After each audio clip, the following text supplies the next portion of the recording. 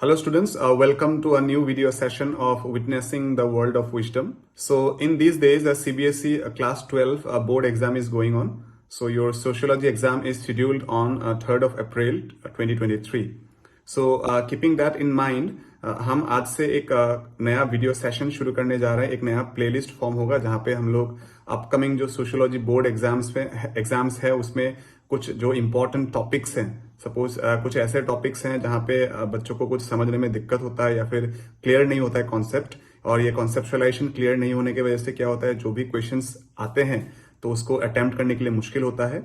And several point of times ये भी देखा गया है कि कभी कभार कुछ क्वेश्चंस जो है एक्सरसाइज जो पोर्शन है उससे भी आ जाते हैं questions. And apart from that कुछ इंपॉर्टेंट हुक लाइन्स है हर एक चैप्टर्स में, जिसके बारे में मैंने ऑलरेडी क्लासेस में डिस्कस किया था। तो उन लाइन्स के ऊपर फोकस करना बहुत जरूरी है, क्योंकि उन्हीं लाइन्स से बहुत सारे क्वेश्चंस बोर्ड में आते हैं, अक्सर ये देखा जाता है, राइट। सो इसी बेसिस पे हम लोगों ने ये नया वीडियो सीरीज शुरू करने के बारे में सोचा है। So till 1st of April हम लोग कंटिन्यूअसली इन दिनों में कुछ वीडियोस हम लोग प्रिपेयर करेंगे और अपलोड करेंगे।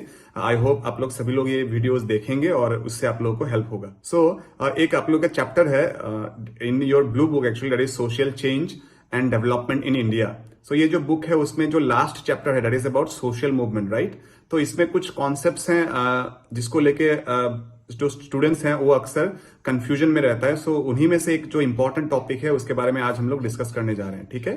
सो मेरे पास ऑलरेडी ये बुक है, शायद आप लोगों के पास भी ऑब्वियसली होगा ये book, that is your blue book social change and development in India, right. So in this book there are total 8 chapters.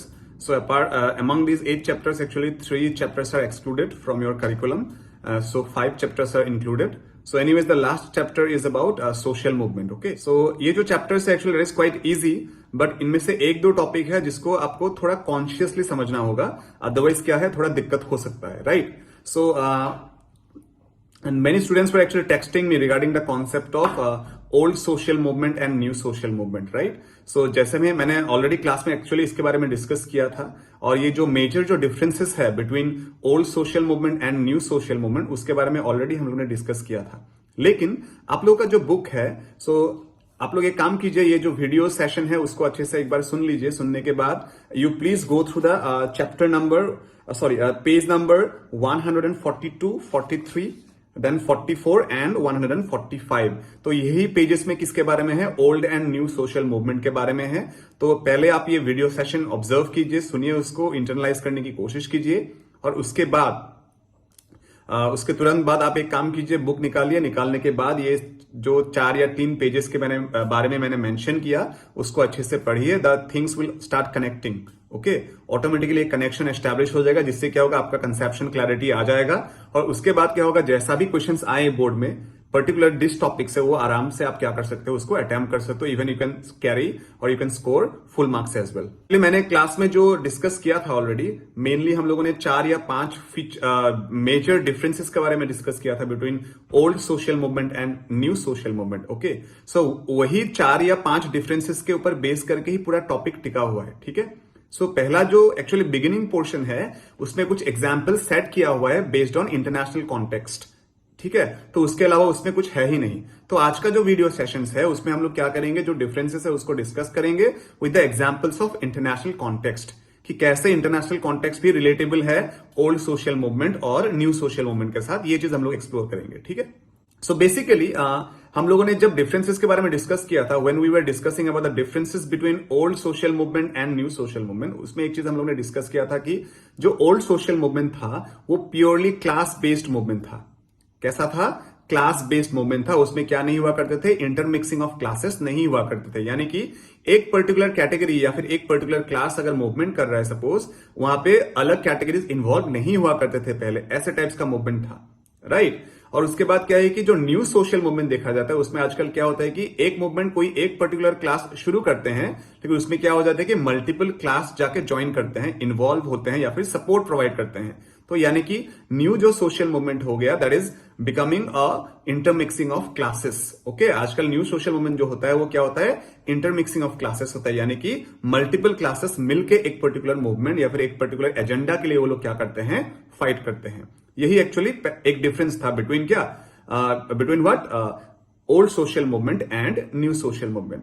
तो इसी चीज को मैंने इंडियन कॉन्टेक्स्ट में डिस्कस किया था। मैंने आपको बताया था कि पहले जो सपोज नेशनलिस्ट मूवमेंट हुआ करते थे इंडियन सोसाइटी में, राइट, नेशनलिस्ट मूवमेंट हुआ करते थे, तब क्या होता था कि एक कॉलोनियल पावर्स था, जो कि कौन था, ब्रिटिश, जिसने हम लोगों को बहुत ही ज्यादा एक्सप्लॉइट किया था, राइट। तो अल्टीमेटली एक्सप्लॉइटेशन की वजह से क्या हुआ, हम लोगों ने फील किया कि ऑब्वियसली हम लोग का ही एरिया है, तो obviously we should rule in that particular area, no, कि कोई बाहर का जो लोग है उन लोगों को आके यहाँ पे हम लोग को एक्सप्लॉइट करने के लिए हम लोग को अलाउ नहीं करना चाहिए। इसी बेसिस पे क्या हुआ, पूरे जो इंडियंस था, राइट, पूरे जो इंडियंस था वो एज एन इंडियन पीपल वो लोग कनेक्ट हुआ। कनेक्ट होने के बाद सबने मिलके अपने आप को मोबिलाइज करने की कोशिश की, एंटी कॉलोनियल मूवमेंट फॉर्म करने की कोशिश की। उसके वजह से अल्टीमेटली क्या हुआ, इंडिया एक टाइम पे इंडिपेंडेंट हुआ, that is what 1947 15 August, right. चलिए इसी चीज को हम लोग इंटरनेशनल कॉन्टेक्स्ट पे डिस्कस करते हैं कि कैसे इंटरनेशनल कॉन्टेक्स्ट में ही भी हम लोग ये जो पॉइंट है उसको रिलेट कर सकते हैं, ठीक है, उसके बारे में हम लोग देखते हैं। तो अभी देखिए, जब हम लोग ने एक्चुअली क्लास 11 में भी एक चीज डिस्कस किया था, we discussed about the growth of industrial revolution, right? Because in your class 11 sociology book, it is given about industrial revolution, right? कैसे industrial sector revolution हुआ था, उसके बारे में हम लोगों ने डिस्कस किया था। तो एक चीज यहाँ पे आप लोगों को ऑलरेडी पता है कि जो इंडस्ट्रियल रेवोल्यूशन है वो कहां पे शुरू हुआ था। ये जो इंडस्ट्रियल रेवोल्यूशन था वो यूरोप में शुरू हुआ था 17th सेंचुरी में, राइट। 17-18 सेंचुरी के अंदर क्या हुआ, अल्टीमेटली इंडस्ट्रियलाइजेशन पूरे अच्छे तरीके से डेवलप हो चुका था यूरोपियन सोसाइटीज में, right. Now the point is that European societies में ये इंडस्ट्रियल प्रोडक्शन के साथ साथ एक नया इकोनॉमिक पैटर्न ग्रो हुआ था, that is what capitalism. Capitalism अभी आप लोगों को ऑलरेडी पता है, that is about what private ownership, जहां पे प्राइवेटली कोई एक सेक्टर को ओन किया जाएगा, लेबर अपॉइंट किया जाएगा, उसमें लेबर को काम पे लगाया जाएगा, और जितने भी लेबर से उसको काम में लगाने के बाद जो भी प्रॉफिट एक्सट्रैक्शन होते हैं, सारा profit that will be consumed by the और benefited by the owner, okay. जो भी ओनर है वही सब चीजें, मतलब उसको अपने नाम कर लेंगे वो चीज, राइट। यही क्या था, कैपिटलिज्म था। तो यानी कि इंडस्ट्रियल प्रोडक्शन में क्या होता है, देखिए एक इन्वेस्टमेंट लगा होता है वहां पे, है ना, बहुत एक ह्यूज अमाउंट ऑफ इन्वेस्टमेंट लगा होता है। तो अल्टीमेटली आप खुद सोचो, आप अगर एक इंडस्ट्री खोल रहे हो सपोज, राइट, बहुत पैसा लाखों करोड़ों में आपका लगाया हुआ है, तो आपका इंटेंट यही होगा ना कि मुझे जैसे तैसे करके जितना खर्चा किया उसको रिवाइव तो करना ही है, अलॉन्ग विद दैट मुझे क्या करना है, जितना जल्द हो सके दुगना 3 गुना उससे भी ज्यादा मुझे क्या करना है, प्रॉफिट कमाना है। उसके लिए मुझे क्या करना पड़ेगा, हर रोज इनोवेशन करना पड़ेगा, लेबर्स को हमेशा पुश करना पड़ेगा, और जितना हो सके लेबर्स को कम समय में ज्यादा काम, कम सैलरी में ज्यादा काम करवाना पड़ेगा।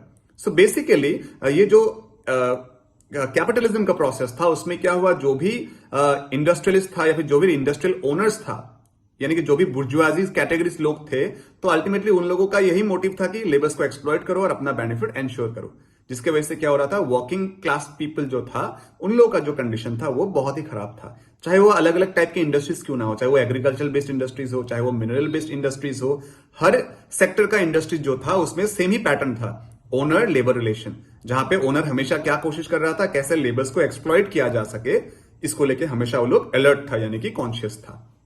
उसके बाद क्या हुआ, हम लोगों ने ये चीज भी डिस्कस किया हुआ है क्लास 11 में ऑलरेडी की जब इंडस्ट्रियल रेवोल्यूशन हुआ, पहले ब्रिटेन ने उसको अचीव किया, उसके बाद क्या हुआ, जब हर एक कंट्रीज ने यूरोप में मतलब इंडस्ट्रियलाइजेशन प्रोसेस अचीव करने में सक्सेसफुल हुआ, तो एक बेटर मार्केट ढूंढना शुरू कर दिया उन लोगों ने।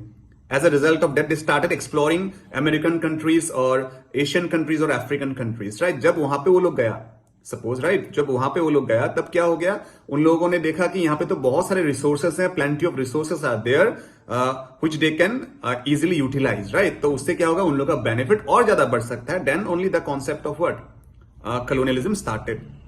तो इसीलिए हम लोग यहाँ पे एक चीज कह सकते हैं कि हम लोग पैरेलली डिस्कस कर सकते हैं as a sign of imperialism, right, कि किसको डिस्कस कर सकते हैं parallelly, we can discuss about colonialism and capitalism. दोनों चीज एक साथ ग्रो हुआ था, राइट। ये जो कॉलोनियल पावर्स था उन्हीं लोगों ने एशियन कंट्रीज में, अफ्रीकन कंट्रीज में किसका कॉन्सेप्ट लाया था, कैपिटलिज्म का कॉन्सेप्ट लाया था। और उसके वजह से क्या हो गया था, हाइट्स ऑफ जो एक्सप्लॉइटेशन था वो दिन भर दिन इंक्रीज होता गया था, right. Now the point is that see economic जो फील्ड है उसमें अभी डोमिनेंट पोजीशन पे कौन था, ऑब्वियसली कैपिटलिज्म था, जिसके वजह से क्या हो रहा था, लेबर जो क्लास है यानी कि वर्किंग जो क्लास पीपल था उन लोगों को बहुत ही प्रॉब्लम हो रहा था, राइट। तो इसी वजह से क्या हुआ, देखिए उन लोगों ने मूवमेंट करना शुरू किया, राइट। तब जब ये मूवमेंट क्रिएट हुआ था actually among the working class people, सिर्फ और सिर्फ ये वर्किंग क्लास पीपल ही वहां पे इन्वॉल्व था, बाकी लोग वहां पे इन्वॉल्व नहीं था। तो वर्किंग क्लास पीपल ने क्या किया, मूवमेंट किया। किसके लिए किया? Actually to change the power structure, no. क्योंकि देखिए पावर स्ट्रक्चर में कौन था, ये जो इंडस्ट्रियलिस्ट ओनर्स था वो लोग था, यानी कि जो कैपिटलिस्ट था वो लोग था। और वो लोग क्या कर रहे थे, जो लेबर कैटेगरी था उन लोगों के लिए बहुत ही एक मतलब खतरनाक यानी कि डेंजरस लाइफस्टाइल या फिर डेंजरस लेवल पे वो लोग क्या कर रहे थे, एक्सप्लॉइट कर रहे थे। जिसके वजह से क्या हुआ था, वर्किंग क्लास पीपल को बहुत ही ज्यादा प्रॉब्लम हुआ था। ये चीज आपको पता है ऑलरेडी। देखिए दिन भर दिन क्या हुआ, एक्सप्लॉइटेशन लेवल बढ़ गया, तब जाके क्या हुआ, लेबर क्लास ने फील किया कि इस चीज को हम लोग ऐसे ही मतलब सहन करते रहने से नहीं होगा, we have to raise our voice. तब जाके उन लोगों ने मूवमेंट किया। मूवमेंट किस लिए किया, ताकि एक ऑल्टरनेट बेटर मेथड्स या फिर पावर स्ट्रक्चर वो लोग जनरेट कर पाए। और ये जो वर्किंग क्लास मूवमेंट डेवलप हुआ actually as a result of that क्या हुआ, कुछ ऑल्टरनेटिव ऑप्शंस निकल के आया सोसाइटी में। For example we can talk about socialism, for example we can talk about communist या फिर कम्युनिज्म, राइट। ये दो चीज के बारे में हम लोग बात कर सकते हैं। अभी पहले जो फील्ड था उसमें अकेले कौन था, कैपिटलिज्म था, इसलिए वो लोग निडर था, मतलब उन लोग को डर ही नहीं था, क्योंकि कोई ऑल्टरनेट ऑप्शंस है ही नहीं कंपटीशन में, राइट। अभी क्या हो गया, जब वर्किंग क्लास पीपल ने मूवमेंट करना शुरू कर दिया, यानी कि जो लेबर क्लास लोग था उन लोगों ने जब मूवमेंट करना शुरू कर दिया, तब क्या हो गया, उन लोगों के खिलाफ या फिर उन लोगों के साथ अभी फील्ड में और कंपिटिटर्स आ गया, यानी कि ऑल्टरनेट क्या हुआ, आइडियोलॉजीज ग्रो हो गया। और ये ऑल्टरनेट आइडियोलॉजीज क्या है, सोशलिज्म एंड कम्युनिज्म। अभी आप लोगों को समझ में नहीं आया होगा कि ये सोशलिज्म या फिर कम्युनिज्म, ये दो वर्ड कैसे आ गया। हम लोगों ने ज्यादातर किसके बारे में बात किया है, सोशलिज्म के बारे में बात किया है, राइट। तो Marx always talked about two process actually. First capitalism से हम लोग को कहां पे शिफ्ट करना है, सोशलिज्म पे शिफ्ट करना है, और फाइनली जाके हम लोग को कहां पे शिफ्ट करना है, कम्युनिज्म पे शिफ्ट करना है। सोशलिज्म क्या है, सोशलिज्म में ऑब्वियसली क्या है कि गवर्नमेंट का रोल यहां पे ज्यादा होगा, नो डाउट। वहां पे थोड़ा बहुत प्राइवेट प्रमोशन भी होगा, यानी कि प्राइवेटली भी आप चीजें ओन कर सकते हैं, लेकिन जो मेजर जो चीफ सेक्टर्स हैं एक पर्टिकुलर सोसाइटी का, वो सारा चीज कौन ओन करेगा, गवर्नमेंट ओन करेगा। और उससे जो भी प्रॉफिट एक्यूमुलेशन होगा वो सारा प्रॉफिट्स किसको इक्वली डिस्ट्रीब्यूट कर दिया जाएगा, जो भी सिटीजन्स है, जो भी पॉपुलेशन है, उन लोगों के बीच में उसको इक्वली डिस्ट्रीब्यूट कर दिया जाएगा। यही उन लोगों का मेन प्रोसेस था, राइट। और कम्युनिज्म ये कहता है कि जब मतलब एक सोसाइटी में क्या होगा, पूरा मतलब इंडिविजुअल प्रॉपर्टी पूरा नील हो जाएगा, जीरो हो जाएगा। उसके बदले में क्या होगा, एक पर्टिकुलर पॉलिटिकल पार्टी या फिर पॉलिटिकल इंस्टीट्यूशन सारा का सारा चीज वो कंट्रोल करेगा या फिर उसको ओन करेगा, और लोगों के नेसेसिटी के हिसाब से वो लोग क्या करेंगे, जिसको जो चीज चाहिए उस हिसाब से वो लोग प्रोवाइड करेंगे। That is the phase of what, communism. तो मार्क्स के हिसाब से क्या है कि पहले हम लोग कम्युनिज्म अटेन नहीं कर सकते हैं। अगर हमको कम्युनिज्म अटेन करना है, पहले हम लोग को कैपिटलिज्म को धीरे धीरे हटा के क्या करना पड़ेगा, सोशलिज्म में आना पड़ेगा। और सोशलिज्म से हम लोग कहां पे ग्रो कर सकते हैं, कम्युनिज्म पे ग्रो कर सकते हैं। कम्युनिज्म के बारे में जब भी बात कर सकते हैं, we can talk about China, जहां पे कम्युनिस्ट रेवोल्यूशन हुआ था ना कम्युनिज्म को लेके, तो उसके बाद वहां पे कम्युनिस्ट पार्टी ने कम्युनिज्म एस्टैब्लिश किया था, जिसके बारे में हम लोग को पता है, राइट। तो यहां पे ये हो रहा है कि जब मतलब वर्किंग क्लास पीपल ने मूवमेंट करना शुरू किया अगेंस्ट द कैपिटलिस्ट स्ट्रक्चर, तब उन लोगों ने क्या किया, दो अल्टरनेटिव स्ट्रक्चर डेवलप किया, that is about what, socialism and communism. उसका मतलब क्या है, अभी फील्ड में, इकोनॉमिक फील्ड में अभी कैपिटलिज्म अकेले नहीं रहा, उसके दो कंपिटिटर्स आ गया, दो कंपिटिटिव आइडियोलॉजी आ गया, राइट, ऑपोजिट आइडियोलॉजी आ गया, that is what, socialism and communism. तो अभी बात ऐसा है कि जब कंपिटिटर्स नहीं होते हैं तब हम लोग निडर होकर खेल सकते हैं। लेकिन अभी कैपिटलिज्म को जब पता लगा कि मेरे खिलाफ भी या फिर मेरे क्या है, दो ऑल्टरनेट आइडियोलॉजीज ऑलरेडी हैं सोसाइटी में, तो उसको भी क्या करना पड़ा, अलर्ट होना पड़ा। जिसके वजह से क्या हुआ, वेलफेयर स्टेट के नाम पे उन लोगों ने क्या किया, बहुत सारे स्कीम्स, पॉलिसीज अलग अलग सेक्टर्स में, जैसे कि सपोज एजुकेशन सेक्टर्स में, हेल्थ सेक्टर्स में, इन सभी सेक्टर्स में क्या हुआ, उन लोगों ने धीरे धीरे जो वर्किंग क्लास पीपल था उन लोगों को मतलब थोड़ा बहुत बेनिफिट देने की कोशिश की। ये चीज हम लोग कह सकते हैं, राइट। तो इसीलिए यहां पे मैंने एक्चुअली दो चीज रिलेट कर दिया, दो डिफरेंस था। पहला डिफरेंस मैंने पहले मेंशन कर दिया, दैट इज अबाउट व्हाट, मैंने कहा था कि जो ओल्ड सोशल मूवमेंट है वो प्योरली क्लास बेस्ड था। जैसे कि मैंने अभी बताया इंडियन कॉन्टेक्स्ट में इंडियन इंडिपेंडेंस स्ट्रगल के बारे में, अभी वेस्टर्न यानी कि यूरोपियन कॉन्टेक्स्ट में मैंने किसके बारे में बात किया, वर्किंग क्लास मूवमेंट के बारे में बात किया। कैसे ये सभी अलग अलग कैटेगरीज के वर्कर्स यूनाइट होके, देखिए वर्कर्स अलग कैटेगरी के हो सकते हैं, लेकिन अल्टीमेटली तो क्या है, सब लोग तो वर्कर्स है ना अल्टीमेटली। तो वो सब मिलकर जब वर्किंग क्लास मूवमेंट किया, वो भी एक क्या था, प्योर क्लास बेस्ड मूवमेंट ही था। और उसने क्या किया, ऑल्टरनेट पावर आइडियोलॉजीज यानी कि ऑल्टरनेट पावर स्ट्रक्चर प्रोड्यूस किया। वो क्या था, सोशलिज्म एंड कम्युनिज्म। उसी के बेसिस पे मतलब मैंने ऑलरेडी आपको सेकंड जो डिफरेंस था उसको भी समझा दिया इंटरनेशनल कॉन्टेक्स्ट पे। सेकंड डिफरेंस क्या था, हम लोगों ने कहा था कि जो ओल्ड सोशल मूवमेंट है वो स्पेसिफिकली किसके ऊपर फोकस था, पावर स्ट्रक्चर को चेंज करने में वो लोग लगा हुआ था।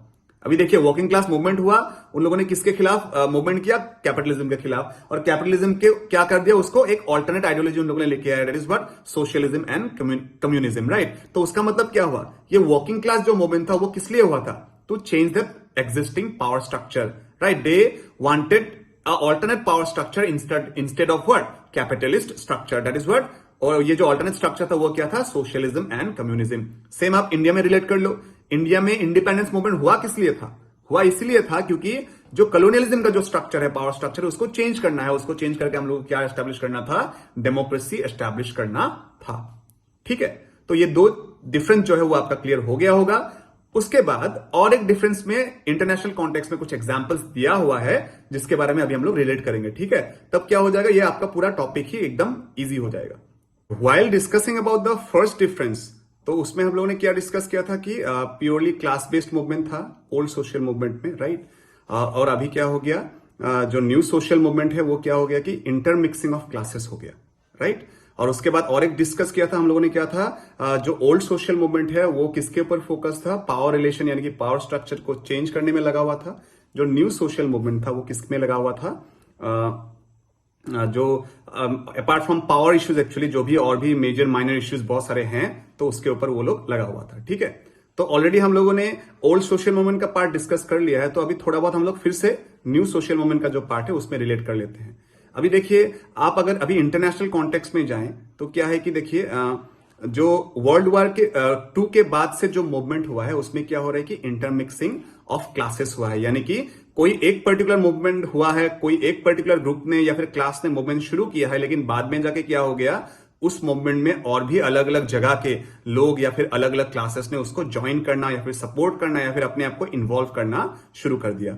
तो बुक में आप लोग का जो इंटरनेशनल कॉन्टेक्स्ट में एग्जांपल्स दिया हुआ है, जैसे कि हम लोग बात कर सकते हैं वियतनाम वॉर के बारे में। जब वियतनाम में जब क्या था, कम्युनिज्म का जो स्ट्रक्चर था, गॉरिला कम्युनिज्म का जो स्ट्रक्चर था, तो उसके बारे में अभी हम लोग डिटेल पे नहीं जाएंगे क्योंकि ये क्या है, वो है कि आपको एज एन एग्जाम्पल ही मतलब एस्टेब्लिश किया है। अभी हम लोग फिर से अगर वियतनाम वॉर में चले जाएंगे तो क्या होगा, आप में और कंफ्यूजन आ सकता है। तो बेहतर है you just try to study it as an examples, क्योंकि आपको कॉन्सेप्ट क्लैरिटी चाहिए, राइट। कॉन्सेप्ट आपको पता होना चाहिए, बाद में भी आप ये पर्टिकुलर मूवमेंट के बारे में पढ़ सकते हो, तब ऑटोमेटिकली आपको क्लैरिटी आ ही जाएगा। बेसिकली मेनली क्या है, कॉन्सेप्ट क्लैरिटी चाहिए।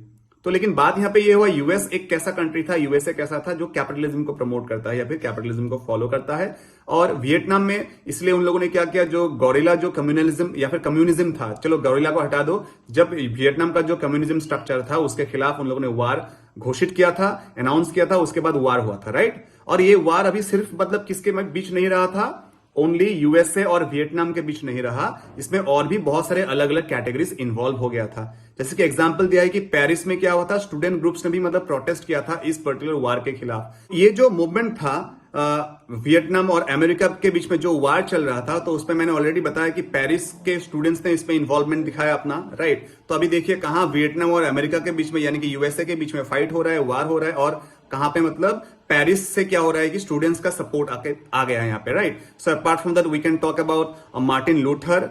उसके बाद हम लोग मैल्कम एक्स के बारे में बात कर सकते हैं, जिन लोगों ने भी मतलब क्या किया, मूवमेंट किया था इन सपोर्ट और in oppose of this particular war between USA and Vietnam. तो अभी आप खुद सोचिए, ये मतलब वार जो था वो सिर्फ यूएसए और वियतनाम के बीच नहीं रहा, यहाँ पे और भी मल्टीपल क्लासेस अलग अलग जगह से मतलब क्या हुआ, इस पर्टिकुलर मूवमेंट में इन्वॉल्व होना शुरू किया। सो दैट सिग्निफाइज और जस्टिफाइज और verifies the difference between word old social movement and new social movement, यानी कि old social movement purely class based, new social movement कैसा था, intermixing of classes. Old social movement में कैसे हम लोगों ने देखा कि पावर स्ट्रक्चर के पीछे लगा हुआ था, जो अलग अलग ग्रुप्स थे, अलग अलग क्लासेस थे।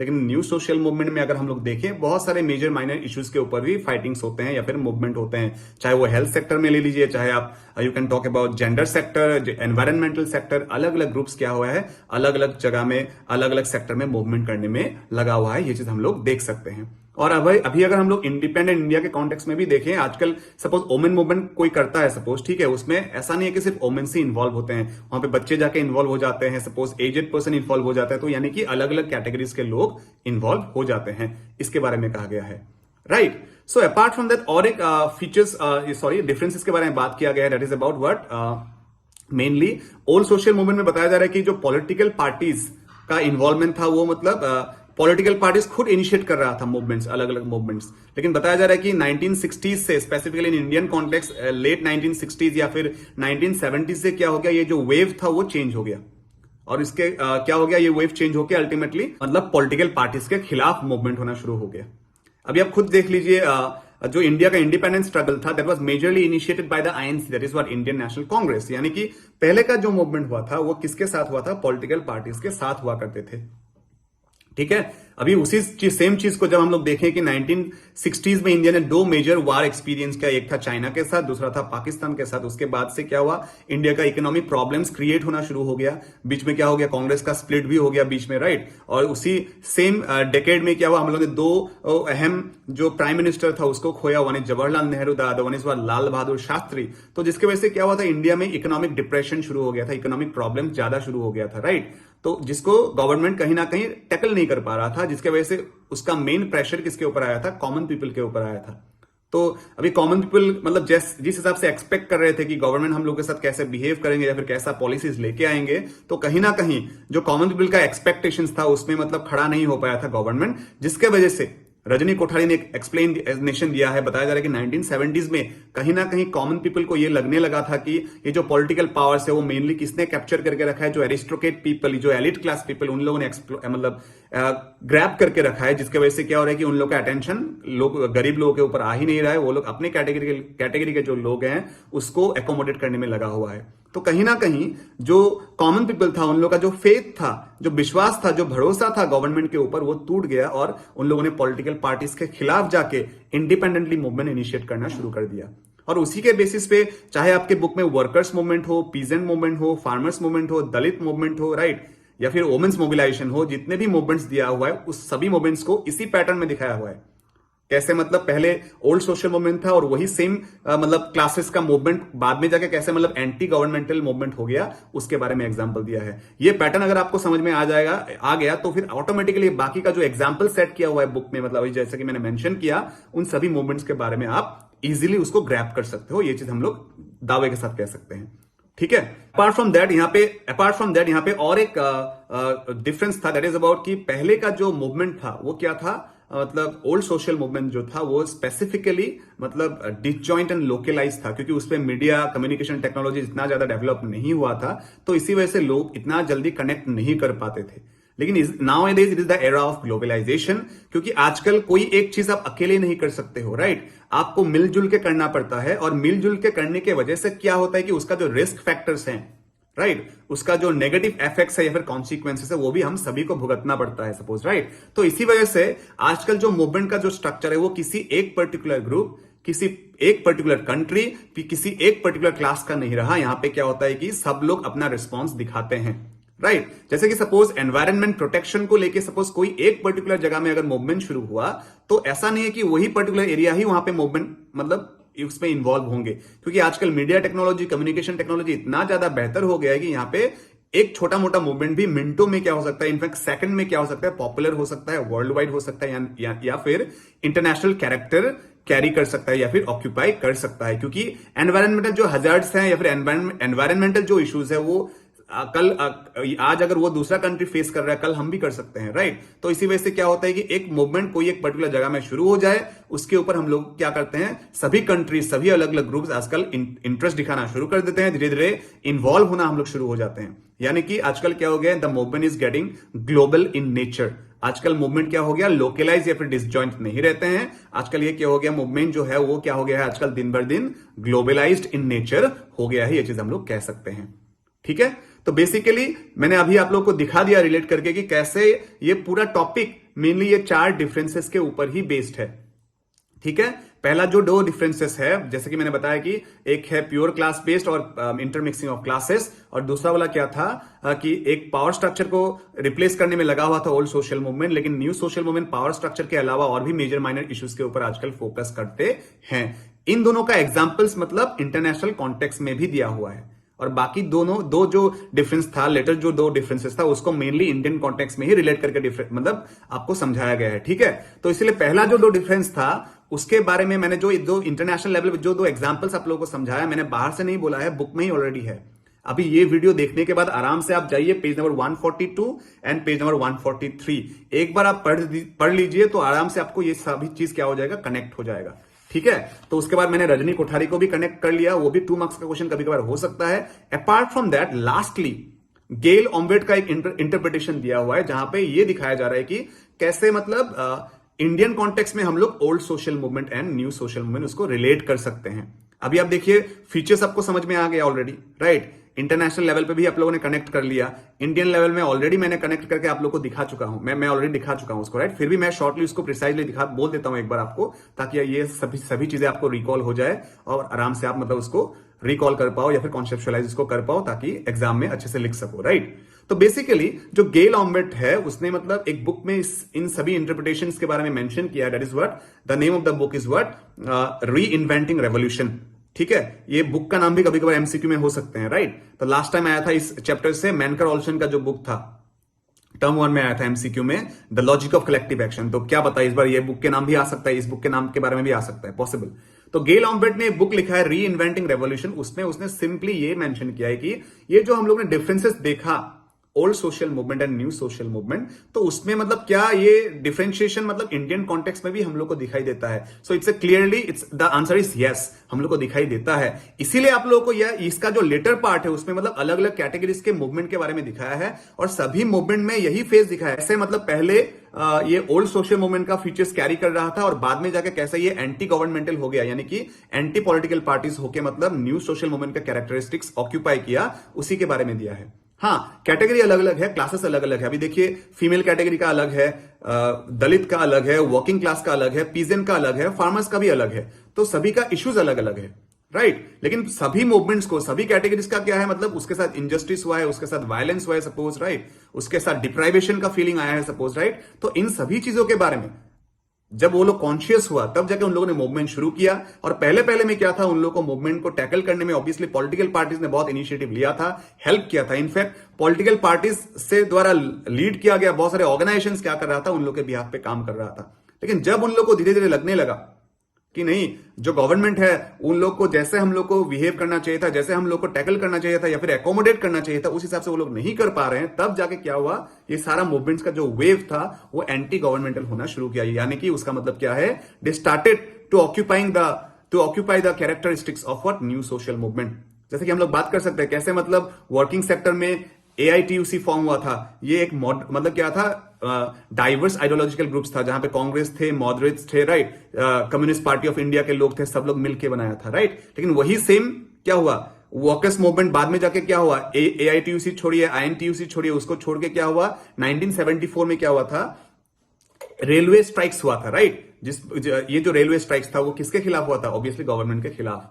न्यू फार्मर्स मूवमेंट आप लोग के बुक में दिया हुआ है, वो किसके खिलाफ हुआ था, ऑब्वियसली अगेंस्ट द गवर्नमेंट। इसीलिए तो क्या किया था, as a method of movement उन लोगों ने क्या किया था, पॉलिटिशियंस का एंट्री जो था वो बैन कर दिया था, रेलवे लाइन ब्लॉक किया था, रास्ता ब्लॉक कर दिया था to fulfill their own demands, right. उसके बारे में हम लोग बात कर सकते हैं। While discussing about peasant movement as well, बताया जा रहा था पहले जो तेलंगाना मूवमेंट था, टेभागा मूवमेंट था, उसमें क्या था, पॉलिटिकल पार्टीज का सपोर्ट था, जैसे कि एग्जांपल्स दिया है CPI के बारे में। लेकिन वही सेम पीजेंट मूवमेंट जब 1960s में पहुंचा या फिर लेट 1960s में पहुंचा, तब जाके ये किसका कैरेक्टरिस्टिक्स लिया, अल्टीमेटली न्यू सोशल मूवमेंट का कैरेक्टरिस्टिक्स लिया। क्यों लिया, क्योंकि ये सारे जो मूवमेंट्स है, suppose for example Naxalite movement, इन लोगों ने किसके अगेंस्ट मूवमेंट करना शुरू कर दिया, जो गवर्नमेंट स्ट्रक्चर है उसके अगेंस्ट मूवमेंट करना शुरू कर दिया था, राइट। तो बेसिकली गेल ऑम्बेट का जो आर्ग्यूमेंट है वो मतलब बस जो डिफरेंसेस था between old social movement and new social movement, उसका जो डिफरेंसेस है उसको सिर्फ इंडियन कॉन्टेक्स्ट में रिलेट करके उसको प्रूव करने की कोशिश कर रहे हैं, दैट्स इट, राइट। तो ये सारा चीज अगर आप नोटिस कर रहे हो, सपोज ऑब्जर्व कर रहे हो या फिर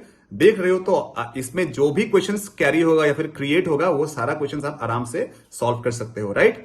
सो आज का वीडियो हम लोग यहीं पे खत्म करने वाले हैं, क्योंकि जो अपकमिंग वीडियो सेशन है उसमें रेगुलरली हम लोग कुछ जो हुक लाइंस थे उसके बेसिस पे क्या इंपॉर्टेंट क्वेश्चंस क्रिएट हो सकता है उसके बारे में हम लोग वीडियोस अपलोड करेंगे। अपार्ट फ्रॉम दैट जो एक्सरसाइज पोर्शन का जो क्वेश्चन है उसके बारे में भी हम लोग डिस्कशन करने वाले हैं। सो आप लोग अलर्ट रहिएगा, प्लीज नोटिफिकेशन देखते रहिएगा। वीडियोस जब भी आए आप एक बार देख लो, क्योंकि अगर आपका टॉपिक हो भी गया फिर भी देखने से क्या होगा, लॉस नहीं होगा, आपका एक बार रिविजन ही हो जाएगा, राइट? तो क्लैरिटी और आ जाएगा कॉन्सेप्ट में, ठीक है? So that's all for today's video session. Thank you.